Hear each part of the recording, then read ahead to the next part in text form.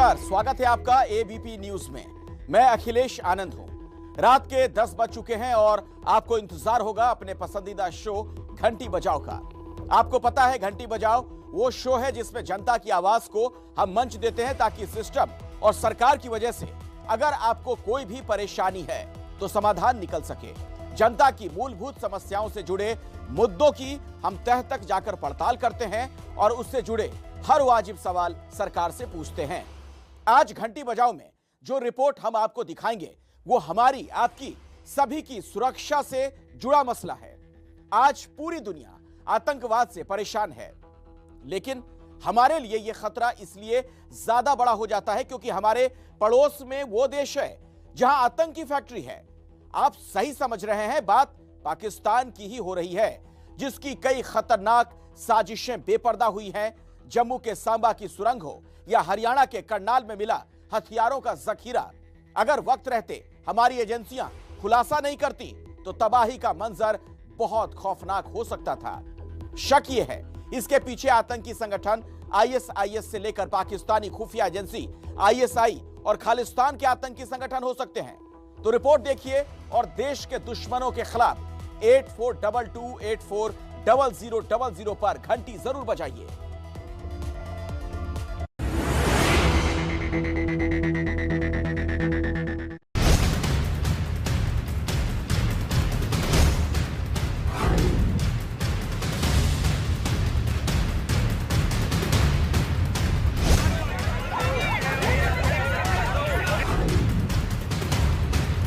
Karnal police ने गुप्त सूचना के आधार पर 4 संदिग्ध आतंकवादियों को जो है करनाल के बस्ताड़ा टोल प्लाजा के नजदीक से गिरफ्तार किया है।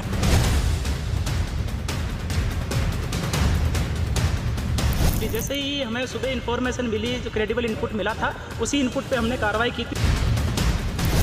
इसी इनोवा गाड़ी में जो एक्सप्लोसिव है जो उसको लेके जा रहे थे।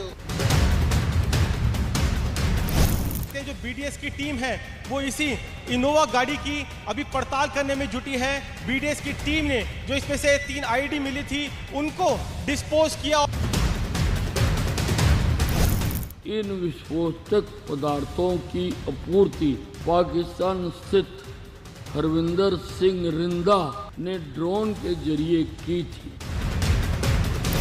लोग भी पकड़े हैं, लेकिन उनसे अब तो तफ्तीश चल रही है, क्योंकि अभी पकड़े गए हैं, उसकी इन्वेस्टिगेशन के बाद ही पता लगेगा उनका मकसद क्या था। एंटी टनल एक्सरसाइज जो है वो चलाई जा रही थी भारतीय सिक्योरिटी फोर्सेस की तरफ से। ये देखिए, ये एक टनल का जो मुंह है भारतीय सीमा की तरफ से है। ये टनल लगभग 150 मीटर लंबी है।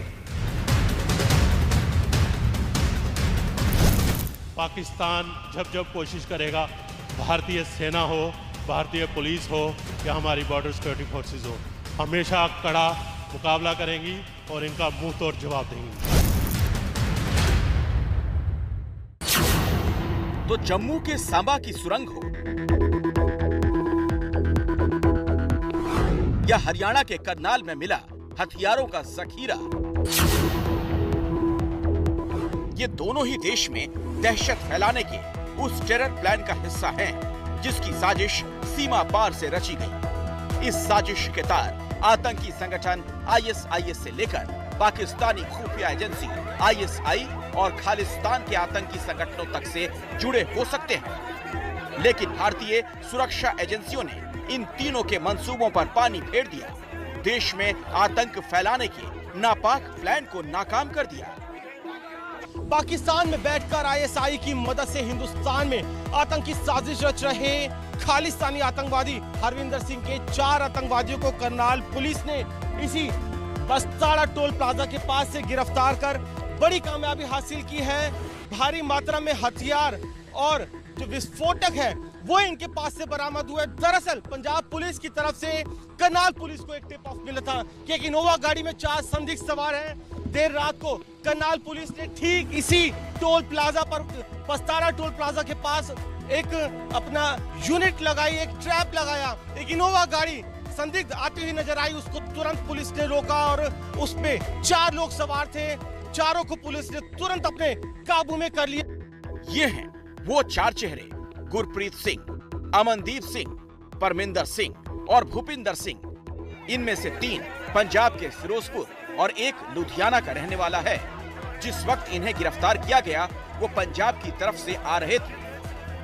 ये वो इनोवा कार है जिसमें चारों आतंकवादी सवार थे और उनके साथ था दहशत फैलाने का सामान। जब इस गाड़ी की तलाशी ली गई तो पुलिस के भी होश उड़ गए, क्योंकि कार के अंदर लोहे के 3 कंटेनर थे और हर कंटेनर का वजन 2.5 से 3 किलो का था। इसके कारण ये आशंका बढ़ गई कि गाड़ी विस्फोटकों से भरी हुई हो सकती है। इसीलिए तुरंत bomb disposal squad, dog squad को मौके पर बुलाया गया। फिर रोबोट की मदद से गाड़ी की जांच शुरू हुई। पहले रोबोट की मदद से पूरी सावधानी के साथ गाड़ी के एक-एक सामान की जांच की गई। फिर बॉम्ब डिस्पोजल स्क्वाड के सदस्य गाड़ी के पास गए। सामने देख सकते हैं जो बीडीएस की टीम है वो इसी इनोवा गाड़ी की अभी पड़ताल करने में जुटी है। बीडीएस की टीम ने जो इसमें से 3 आईडी मिली थी उनको डिस्पोज किया और अब एक बार फिर से जो बीडीएस की टीम है वो पूरी गाड़ी को एग्जामिन कर रही है, क्योंकि इसी गाड़ी के अंदर भारी मात्रा में जो आईईडी और साथ ही असला है, कारतूस है। जो बॉम्ब डिस्पोजेबल स्क्वाड है उसकी जो टीम है वो अपने इक्विपमेंट से पूरी गाड़ी की जांच कर रही है कि कहीं ऐसा ना हो कि गाड़ी के किसी कोने में और भी विस्फोटक हो जिसे छुपाया गया हो, क्योंकि कहीं ना कहीं लेयर्स के जरिए इन विस्फोटक को छुपाया जाता है और उसके बाद दूसरी जगह ले जाकर सप्लाई किया जाता है। और कहीं ना कहीं पुख्ता करने के लिए जो बीडीएस की टीम है फिलहाल एक बार फिर से मौके पर मौजूद है और उसी इनोवा गाड़ी की आप देख सकते हैं किस तरीके से बीडीएस की टीम पड़ताल कर रही है। परत दर परत जो इसके अंदर का सामान है उसको निकालकर जो पूरी गाड़ी है उसको चेक किया जा रहा है। काफी देर तक चली चेकिंग के बाद गाड़ी से 31 कारतूस, 1 पिस्टल, 3 आईईडी, 6 मोबाइल फोन और 1,30,000 रुपए बरामद हुए।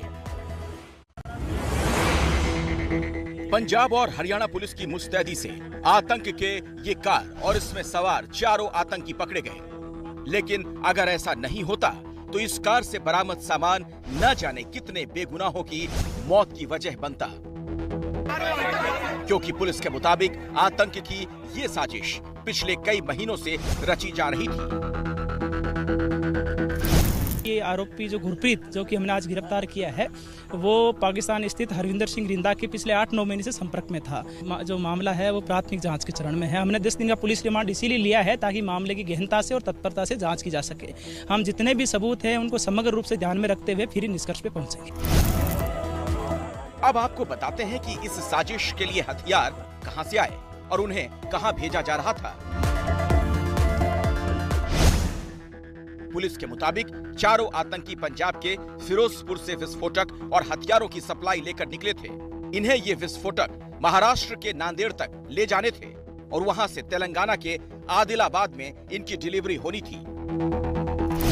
पूछताछ में करनाल पुलिस को पता चला कि पंजाब के फिरोजपुर में ये हथियार और विस्फोटक पाकिस्तान से ड्रोन के जरिए खालिस्तानी आतंकवादी हरविंदर सिंह ने भेजे थे और इस सभी विस्फोटक को आगे तेलंगाना के आदिलाबाद ले जाया जाना था। इससे पहले भी पूछताछ में उन्होंने बताया कि वो इसी रास्ते पंजाब से होकर आगे दिल्ली बढ़ते हुए एक दूसरी लोकेशन पर विस्फोटक सप्लाई कर चुके हैं, छोड़ चुके हैं।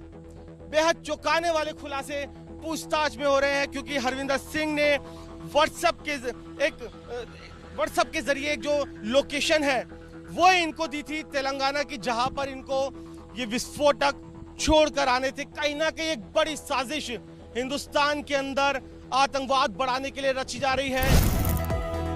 हरविंदर सिंह रिंदा नांदेड़ साहिब का रहने वाला है और वो एक कुख्यात गैंगस्टर है।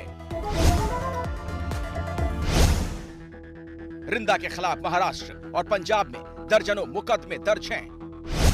उस पर हत्या के प्रयास से लेकर फिरौती तक के केस चल रहे हैं। लुधियाना कोर्ट कॉम्प्लेक्स ब्लास्ट और नवाज शहर CIA स्टाफ ग्रेनेड अटैक में भी उसका नाम है। लेकिन वो फिलहाल पाकिस्तान के लाहौर में छिपा हुआ है। रिंदा पाकिस्तानी खुफिया एजेंसी ISI के इशारे पर काम करता है। रिंदा ने इस साजिश को अंजाम देने के लिए पंजाब के 4 लोगों को अपने साथ जोड़ा और इसमें अहम कड़ी था फिरोजपुर का गुरप्रीत सिंह। गुरप्रीत तकरीबन 1 साल पहले लुधियाना की जेल में बंद था। वहां गुरप्रीत की मुलाकात राजवीर नाम के कैदी से हुई। राजवीर नांदेड़ का रहने वाला था और रिंदा के लिए काम करता था। राजवीर ने गुरप्रीत सिंह को एक सिग्नल मोबाइल ID उपलब्ध करवाई और ये ID थी रिंदा की, जिससे वो रिंदा से बातचीत कर सकता था। इसी ID के जरिए गुरप्रीत लगातार पाकिस्तान में बैठे रिंदा के संपर्क में रहने लगा।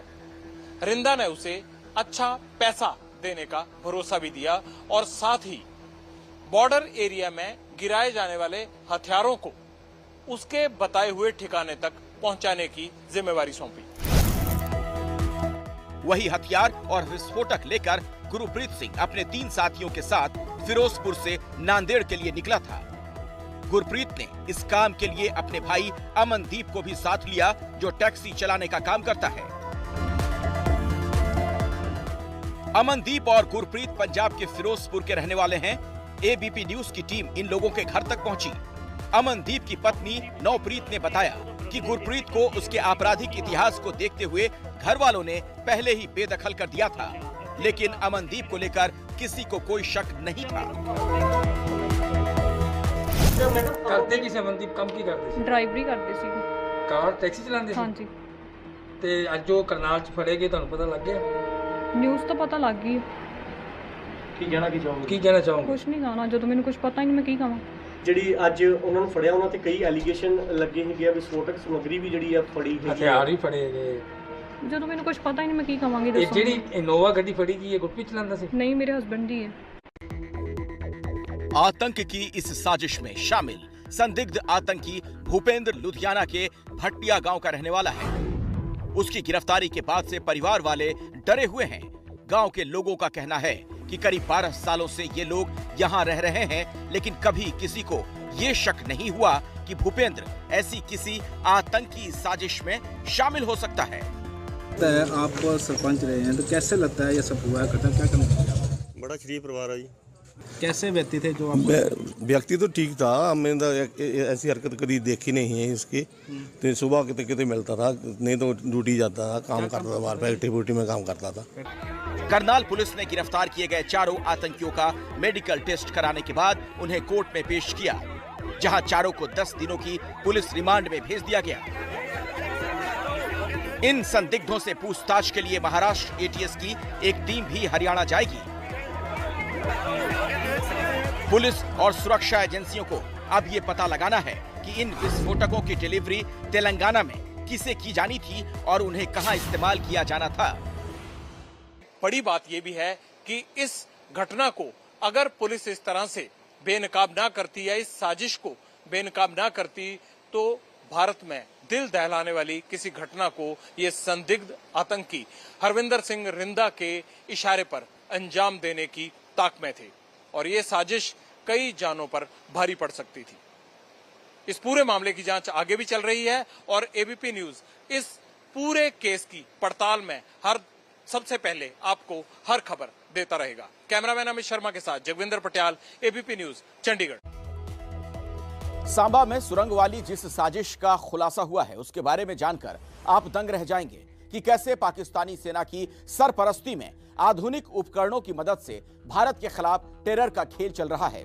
सुरंग इतनी बड़ी है कि इसमें आराम से एक आदमी हथियार लेकर आ जा सकता है। और चौंकाने वाली बात तो ये कि सुरंग में करीब 265 फीट लंबा ऑक्सीजन पाइप तक मिला है।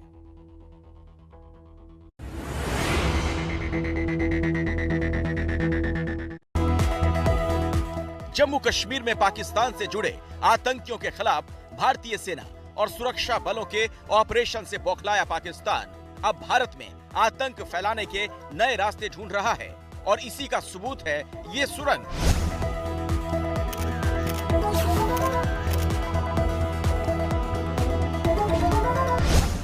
जम्मू के सांबा में पाकिस्तान की इस सुरंग वाली साजिश का पता तब चला जब BSF यहां एक ऑपरेशन चला रही थी। सांबा बॉर्डर के पास भारतीय सीमा में चक फकीरा पोस्ट के पास पकड़ी गई ये सुरंग जिस तरह से खोदी गई है उससे साफ है कि इसे आधुनिक उपकरणों की मदद से खोदा गया है। लगातार एंटी टनल एक्सरसाइज जो है वो चलाई जा रही थी भारतीय सिक्योरिटी फोर्सेस की तरफ से, बॉर्डर सिक्योरिटी फोर्सेस की तरफ से। और कल शाम को ये देखिए, ये एक टनल का जो मुंह है भारतीय सीमा की तरफ से है। मैं आपको बता दूं, ये टनल की लंबाई लगभग 150 मीटर लंबी है। बताया जा रहा है कि ये सुरंग पाकिस्तानी फौज की देखरेख में आतंकवादियों ने पाकिस्तान के पेशेवर इंजीनियरों की मदद से बनाई थी। पिछले 1.5 साल में बीएसएफ द्वारा पकड़ी गई ये 5वीं सुरंग है। इस सुरंग के मुहाने को इस तरह से ढका गया था जिससे आसानी से इसका पता ना चल सके। पाकिस्तानी सीमा में पाकिस्तानी फौज की चौकी चमन खुर्द फियाज के पास से शुरू होती है, जो भारतीय सीमा से लगभग 900 मीटर की दूरी पर है। इसके बाद ये सुरंग भारतीय सीमा में आकर लगभग 150 मीटर की दूरी पर खुलती है। यानी कुल मिलाकर 1 किलोमीटर लंबी ये सुरंग पाकिस्तानी फौज की देखरेख में खोदी गई। बीएसएफ का मानना है कि ये सुरंग ताजी खुदी हुई है, यानी इसे हाल ही में खोदा गया और इसका मकसद जम्मू में शुरू होने वाली अमरनाथ यात्रा में आतंक फैलाने के लिए सीमा पार से आतंकवादी और गोला बारूद भेजना भी हो सकता है। आखिरकार हनुमान चालीसा विवाद में जेल गए राणा दंपत्ति को 12 दिन के बाद जमानत पर रिहाई मिल गई। जेल से बाहर आकर नवनीत बेहद मायूस दिखी। हालांकि उनकी गर्दन का दर्द भी इसका एक कारण था और कुछ घंटों के बाद जब पति रवि राणा उनसे अस्पताल में मिलने गए, वो फूट कर रो पड़ी। पहले राजद्रोह का आरोप और अब बुलडोजर का खतरा। सरकार के कसते शिकंजे के बीच जिस तरह नवनीत हिंदुत्व का झंडा बुलंद किए हुए हैं, क्या वो एक बड़ा राजनीतिक मोहरा साबित होंगी? पति रवि राणा ने भी रिहाई के वक्त अपने हाथ में हनुमान चालीसा दिखाई थी। फिल्मों के साथ करियर की शुरुआत करने वाली नवनीत को राजनीति में उनके पति रवि ही लाए थे। नवनीत नाम सुन के क्या लगा? फ्लावर है? फ्लावर नहीं, फायर है। क्या? फायर। ये है नवनीत राणा की वो 3 तस्वीरें जो गुरुवार को उनके समेत उनके पति की रिहाई के बाद उनकी कहानी को एक ऐसे मोड़ पर ले आई हैं जिसमें कहानी तो अभी बाकी है, क्योंकि 12 दिन की कैद के बाद बाहर आकर बहते ये आंसू अंगारे जरूर बन सकते हैं। नवनीत नाम सुन के क्या लगा? फ्लावर है? फ्लावर नहीं, फायर है। क्या? फायर।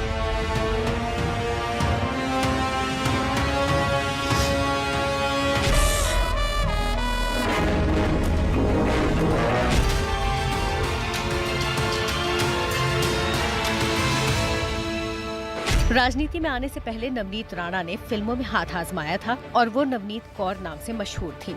आज नवनीत राणा अमरावती से निर्दलीय सांसद हैं और हिंदुत्व का झंडा बुलंद करती वो आवाज बन गई हैं, जो 12 दिन के बाद हुई रिहाई के बाद फिलहाल अस्पताल में अपना इलाज करवा रही हैं। उनके सफर के साथ ही रहे रवि राणा आज भी उनका हाथ थामे हैं। रवि राणा ही नवनीत को राजनीति में लाए। नवनीत का एक हीरोइन से हिंदुत्व की नायिका बनने का सफर शुरू हुआ था कुछ साल पहले। हमने बोला हमको हनुमान चालीसा पढ़ने के लिए किसी की परमिशन की जरूरत नहीं है।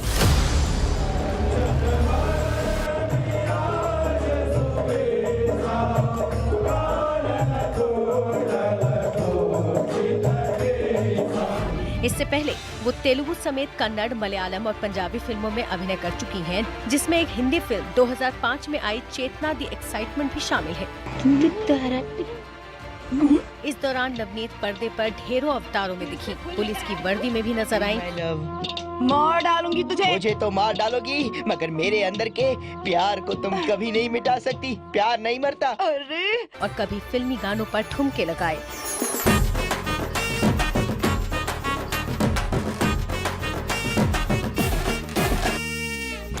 करीना कपूर की फिल्म चमेली तो आपको याद ही होगी। ए चमेली, तू गूंगी हो गई है क्या? अरे तो बता ना साहब को। 100 बार एक ही बात गिनाता है। बचाए तो क्या किया। 2003 में आई चमेली के तेलुगु रीमेक जबिलम्मा में नवनीत ने करीना कपूर वाली अहम भूमिका लाजवाब तरीके से निभाई थी। ఉన్నాయి కాబట్టి ఇక్కడ నిల్చున్నాను. నా మూడ్ అసలే బాలేదు, నన్ను విసిగించుకు వెళ్ళు. फिल्मों में आने से पहले नवनीत राणा मॉडलिंग की दुनिया में भी जलवा बिखेर चुकी हैं। उन्होंने कुछ म्यूजिक वीडियोस भी किए।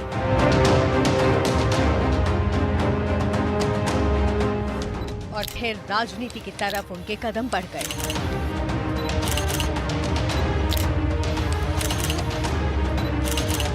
पति रवि राणा ने लगातार साथ दिया और कहते हैं राजनीति में नवनीत को लाने वाले भी रवि राणा ही थे, जो 2009 से ही विधायक हैं। रवि राणा साल 2009, 2014 और 19 में लगातार बडनेरा से विधायक चुने गए, जबकि नवनीत राणा ने 2014 में एनसीपी के टिकट पर अमरावती से लोकसभा चुनाव लड़ा, लेकिन शिवसेना के आनंद राव अटसूल से करीब 1,38,000 वोटों से चुनाव हार गई। फिर 2019 में एनसीपी के समर्थन से नवनीत राणा निर्दलीय अमरावती की सांसद बनी। 2014 में पहली बार चुनाव में किस्मत आजमाने वाली नवनीत ने हार के बाद कमर कस ली थी और उनकी सोशल मीडिया एक्टिविटी भी इसकी गवाह है।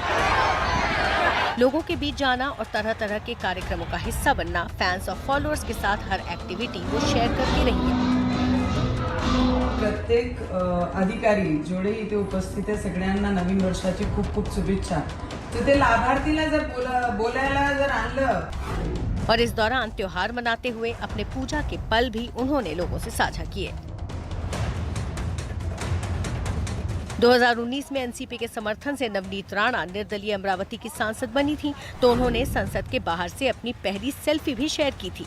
तस्वीर के साथ लिखा था फर्स्ट डे इन पार्लियामेंट। मी नवनीत रवि राणा लोकसभाची सदस्य म्हणून निवडून आले असल्याने परमेश्वरात स्मरून अमरावती लोकसभा सीट शिवसेना का गढ़ रहा है। 1999 से 2019 तक शिवसेना लगातार यहां से जीत रही थी और अब नवनीत राणा लगातार खुलकर शिवसेना के खिलाफ आवाज उठाती हैं, चाहे लोकसभा में उठाया महाराष्ट्र का वसूली कांड जैसा मुद्दा हो। वसूली का काम किया जा रहा है। मैं आपको बताना चाहूंगी, जो व्यक्ति 16 साल सस्पेंड रहा, जो व्यक्ति 60 दिन पुलिस स्टेशन में रहा, जेल में रहा, उसे फिर से रीजॉइनिंग किस बेस पे की गई? या फिर शिवसेना के खिलाफ धमकी भरी चिट्ठियां लिखने के आरोप। ऐसे मामलों में नवनीत खबरों पर छाई रही और अब सबसे ताजा मामले में अपने पति रवि के साथ महाराष्ट्र के सीएम उद्धव ठाकरे के घर मातोश्री के बाहर हनुमान चालीसा के पाठ की चुनौती देकर उन्हें हवालात की हवा खानी पड़ी। संवैधानिक न्याय प्रक्रिया को आप हाथ लगाने का पूरा काम ये उद्धव ठाकरे कर रहे हैं। जिस तरीके से वो आके बोलते हैं कि नवनीत राणा रवि राणा को मारना है, उन पे हमला करना है और अपने गुंडे हमारे घर तक भेजते हैं।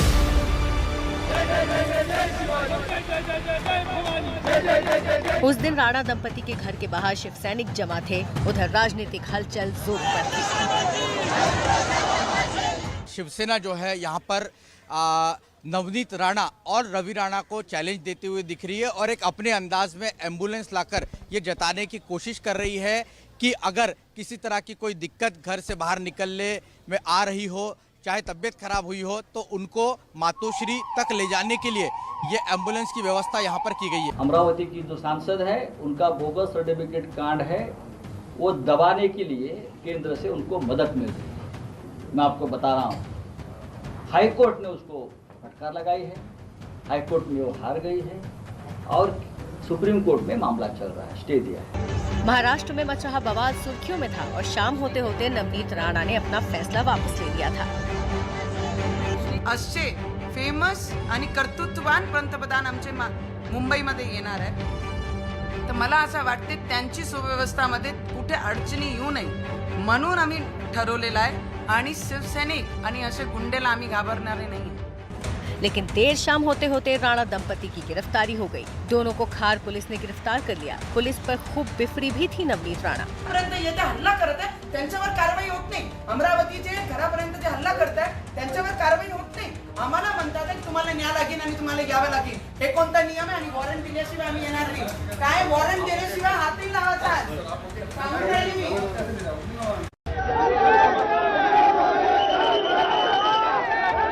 इस बीच सांता क्रूज पुलिस स्टेशन मिलने पहुंचे बीजेपी नेता किरीट सोमैया पर शिव सैनिकों ने हमला भी कर दिया।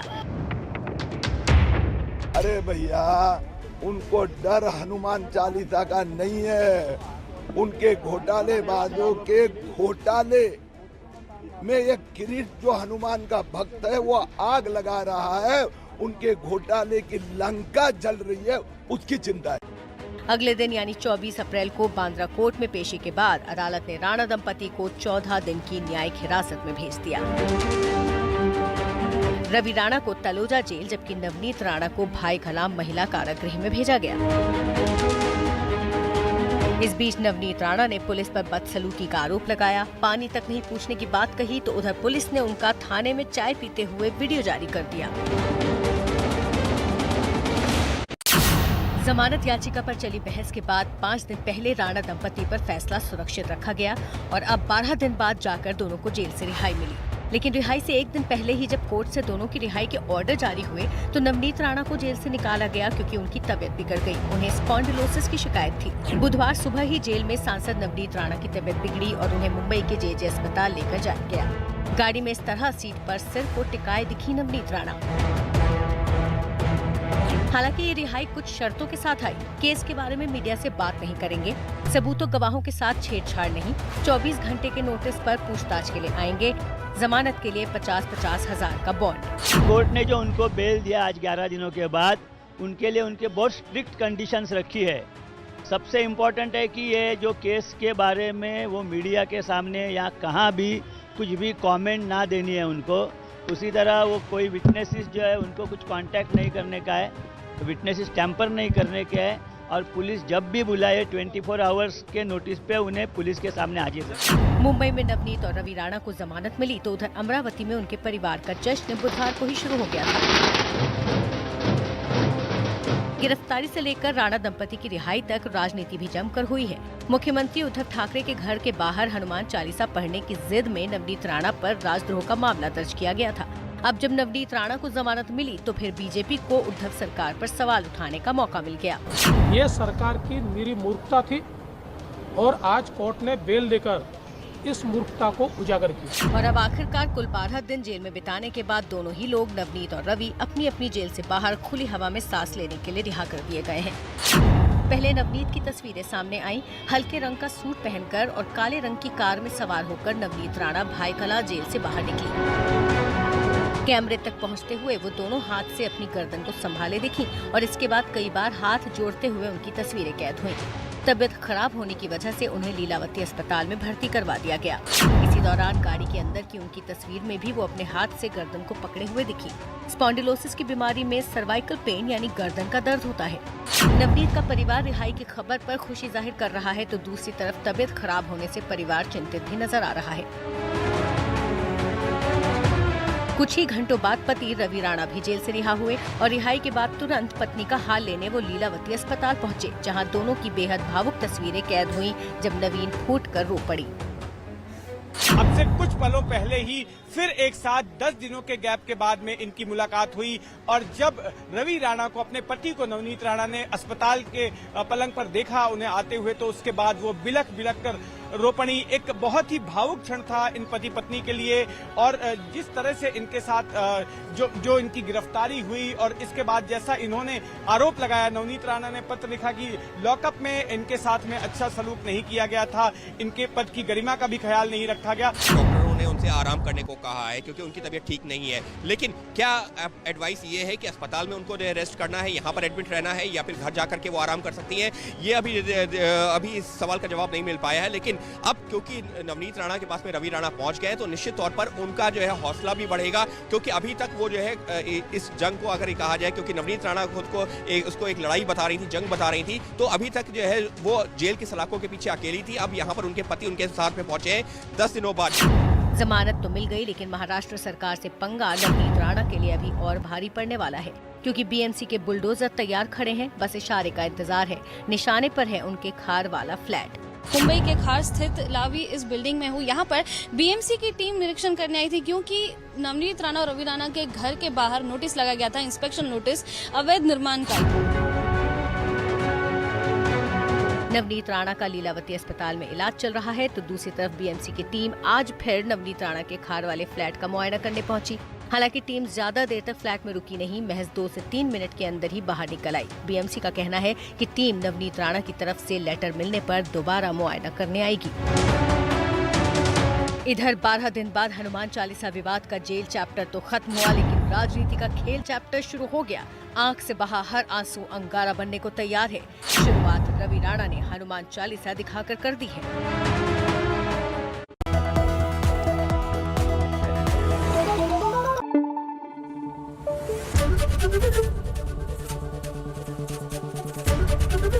एबीपी न्यूज आपको रखे आगे।